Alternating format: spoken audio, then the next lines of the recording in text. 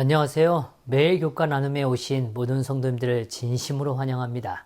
오늘은 7월 14일 월요일 험난한 시작이란 제목으로 말씀을 살펴보겠습니다.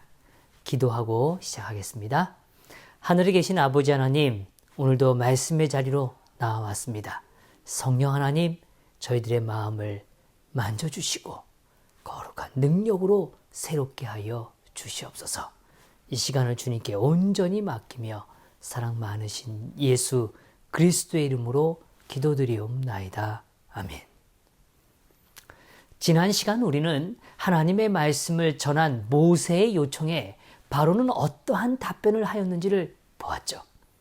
그는 철저하게 하나님을 배척하는 상태에 있었습니다. 우리가 하나님의 명령을 따라 그리고 부르심에 응하여 나아가지만 우리는 분명 무신론적 사상에 깊이 뿌리 내린 세상을 대면하게 된다는 사실입니다. 그들은 하나님의 존재 자체를 부인하고 대적하고 있다는 것이죠. 사실 우리는 하나님께서 인도하시는 길이 분명 값진 길이고 영생의 길임을 믿습니다. 그럼에도 때때로 그 일들이 쉽지 않게 다가오는 것이 사실입니다. 거절과 비난과 또 모욕은 우리의 마음을 지치고 어렵게 하죠. 우리는 요나의 마음과 크게 다르지 않을 때가 있어요. 그 일만은 피하고 싶다는 생각을 할 때가 있다는 거죠.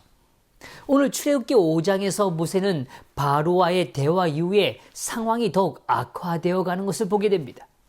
처음 모세와 아론이 이스라엘 장로들과 백성들을 모아 하나님의 말씀을 전하고 하나님의 표적을 보여주었을 때만 해도 그들은 노예 상태에서의 해방에 대한 기대와 희망으로 그들의 마음이 차오르고 있었습니다. 하지만 바로의 반응은 정말 예상 밖이었죠. 단순히 거절한 게 아니에요.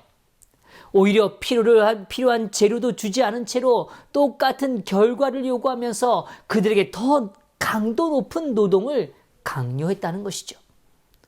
도대체 왜 이렇게 비합리적인 명령을 내리고 있을까요?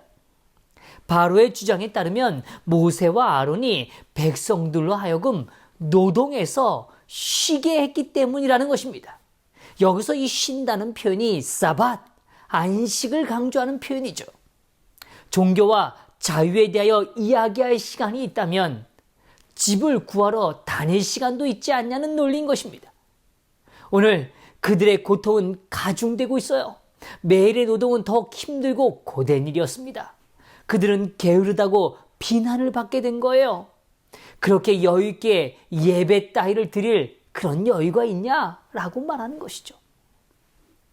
그 대가로 더 가혹한 노역이 주어지게 된 것입니다. 출애굽기 5장 8절에선 다음과 같이 표현해 줍니다. 또 그들이 전에 만든 벽돌 수요대로 그들에게 만들게 하고 감하지 말라. 그들이 게으름으로 소리질러 이르기를 우리가 가서 우리 하나님께 제사를 드리자 하나니 그 사람들의 노동을 무겁게 함으로 수고롭게 하여 그들로 거짓말을 듣지 않게 하라. 이 장면에서 우리는 두 가지 중요한 사실을 확인하게 됩니다. 첫째, 하나님께 제사 드리는 일을 게으름으로 치부해버리는 것입니다. 여유가 있으니 너희들이 딴 생각을 한다는 것이죠. 예배의 가치와 의미가 무엇은 뜻이 있는가 하는 것입니다. 그따위 일에 시간을 보내지 말라는 거예요. 둘째로 하나님의 언약을 거짓말이라고 부정하는 것입니다. 거짓말을 듣지 않게 하라라고 말하죠. 하나님의 계시를 거짓으로 몰아붙이는 이 바로의 패악함이 담겨져 있는 표현이죠. 바로는 이스라엘 백성들 간에 그 서로 간에 이간의 관계를 만듦으로 인하여 그들이 여러 어려움에 처하기를 원한 것입니다. 그들의 삶은, 특별히 이스라엘의 삶은 분명히 더욱 어려워졌습니다. 삶이 더욱 고통스럽게 된 것이죠. 정말 하나님의 뜻이 이루어질 것인가? 우리가 예배하기 위해서 이렇게까지 희생을 치러야 하는가? 하는 것이죠. 백성들이 학대를 당하자 감독관들이 바로에게 항의를 했지만 무시를 당했고 그들은 결국 모세와 아론에게 돌아서서 상황을 더욱 악화시켰다고 비난하고 있는 것입니다. 성경은 다음과 같이 말해줘요. 그들이 바로를 떠나 나올 때에 모세와 아론이 길에 서 있는 것을 보고 그들에게 이르되 너희가 우리를 바로의 눈과 그의 신하의 눈에 미운 것이 되게 하고 그들의 손에 칼을 주어 우리를 죽이게 하는도다. 여호와는 너희를 살피시고 판단하시기를 원하노라. 네, 우리가 하나님의 길을 향할 때 그분의 부르심과 사명을 갖고 나아갈 때 결코 감동과 환희와 기쁨만이 우리의 삶에 주어지게 되는 것 아니라는 것입니다. 오히려 그와 반대되는 상황들을 우리는 더 쉽게 만나게 된다는 것이죠. 우리는 두 가지 아주 분명한 이해를 좀 가지게 됩니다. 우리가 하나님의 뜻을 따르려고 할 때 우리는 두 가지 문제 앞에 서게 되죠. 첫 번째는 지난 시간에 나눈 것과 같이 하나님을 대적하는 사상과 행동을 마주하게 된다는 것입니다. 둘째로 사단의 거센 악의 유혹으로부터 믿는 자들로부터 오히려 불평과 원망의 소리를 들을 수 있게 된다는 거죠. 비판의 소리 앞에, 불신과 원망의 소리 앞에 우리가 서게 된다는 것입니다. 선지자 왕에서 다음과 같은 말씀을 전해주고 계세요. 밤에만 나타나는 하늘의 별처럼 이 충성스러운 사람들이 어둠이 세상을 덮고 깊은 어둠이 백성들을 덮을 때에 빛날 것이다. 저는 한 사건을 떠올려 봅니다. 엘리야가 갈멜산에서 전투를 했죠. 850대 1로 싸움을 합니다. 그리고 그는 분명 승리를 거뒀어요.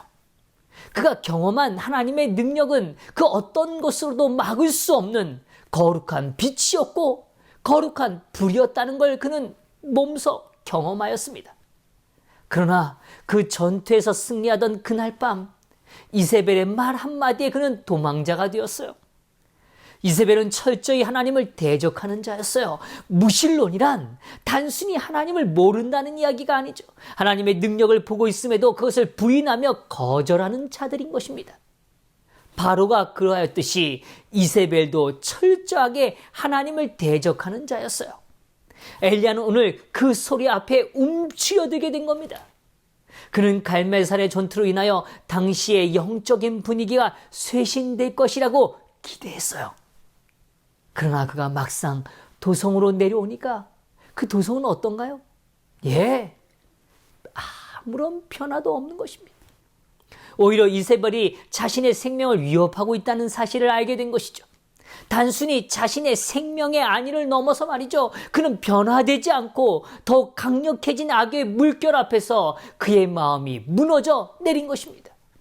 그리고 이제 그는 도망치는 겁니다. 그때 하나님께 이렇게 외치죠. 여호와여 넉넉하오니 지금 내 생명을 거두시옵소서. 얼마나 힘들면 이런 이야기를 하겠습니까? 그러나 하나님께서는 그를 부드럽게 다가가셔서 다시금 어루만지시며 먹고 힘을 내라고 말씀하시죠. 이제 엘리야는 다시 40주 40야를 나아갑니다. 그리고 하나님의 산 호렙에 이르게 되죠. 주님은 다시 엘리야를 찾아오십니다. 그리고 내가 어찌하여 여기 있느냐고 부르시죠. 이때 엘리야가 말합니다. 하나님, 이스라엘 자손이 주의 언약을 버렸습니다. 주의 제단을 헐었고 칼로 주의 선지자들을 죽였습니다. 이제 오직 나만 남았습니다. 저의 생명마저 빼앗으려고 합니다. 그때 주님은 세미한 소리로 말씀하십니다. 엘리야야, 내가 어찌하여 여기 있느냐. 그리고 예언의 기별을 펼쳐 보여주시면서 다음과 같이 말씀하시는 거예요. 내가 이스라엘 가운데에 7,000명을 남기리니 다 바알에게 무릎을 꿇지 아니하고 다 바알에게 입맞추지 아니한 자니라. 엘리야는 혼자 남겨진 것이 아니었어요. 그는 자신만을 바라보고 있었던 것입니다. 하나님께서는 어둠이 짙어질수록 빛을 더욱 밝게 비칠 준비된 자들이 있다라고 선언하고 계시는 겁니다. 성도 여러분, 오늘 우리는 어려움을 직면할 수 있어요.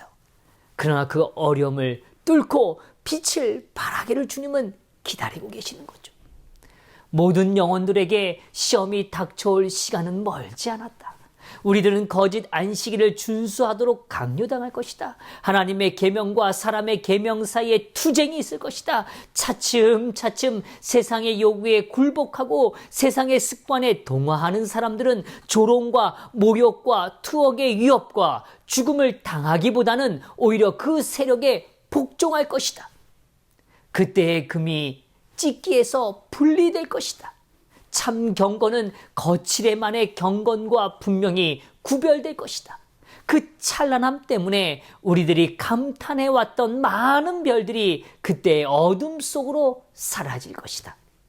성소의 장식품으로 꾸며놨으나 그리스도의 의를 옷 입지 않은 사람들은 그때에 자신들의 벌거벗은 수치를 드러낼 것이다.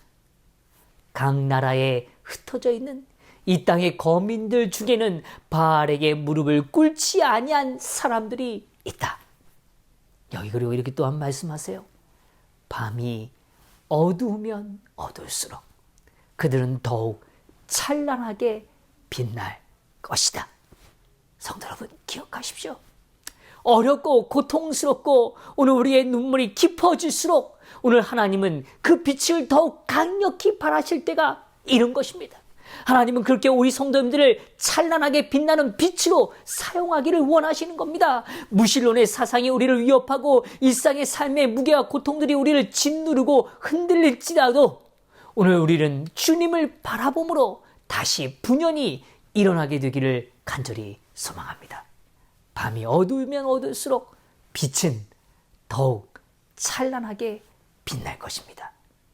오늘 우리가 정말 험난한 시장을 맞이하고 험난한 시간 속에 있지만 그때야 비로소 하나님은 더욱 강력히 임하실 때가 가까이 이른 것입니다.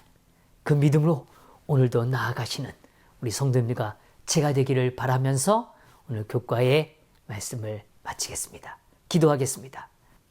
하나님, 밤이 깊을수록 더욱 밤하늘의 별들이 더욱 밝게 빛나는 것처럼 오늘 우리의 삶에 다가오는 어려움이 깊어질수록 하나님을 향한 거룩한 빛이 하나님께로부터 임하는 능력이 더 커져감을 경험할 수 있도록 축복하여 주시옵소서.